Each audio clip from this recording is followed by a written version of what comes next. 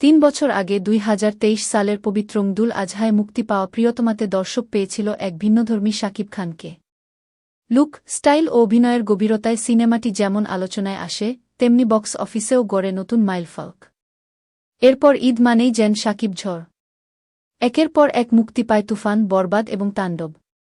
3টি ভিন্ন গল্প, ভিন্ন প্রেক্ষাপট, কিন্তু প্রতিটিতেই তিনি হয়ে ওঠেন পূর্ণাঙ্গ অ্যাকশন হিরো। নিজেকে বারবার ভেঙে নতুনভাবে গড়ার সাহস দেখিয়েছেন ঢালিউডের এই শীর্ষ তারকা।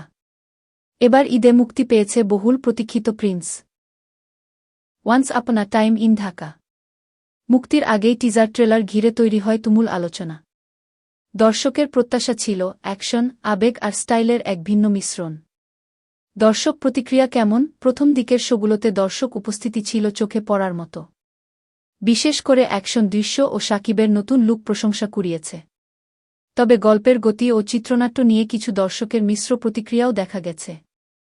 বক্স অফিস চিত্র প্রথম কয়েকদিন ভালো কালেকশন থাকলেও পরবর্তীতে কিছুটা ধীরগতি লক্ষ্য করা গেছে বলে হল সংশ্লিষ্ট সূত্রে জানা যায়।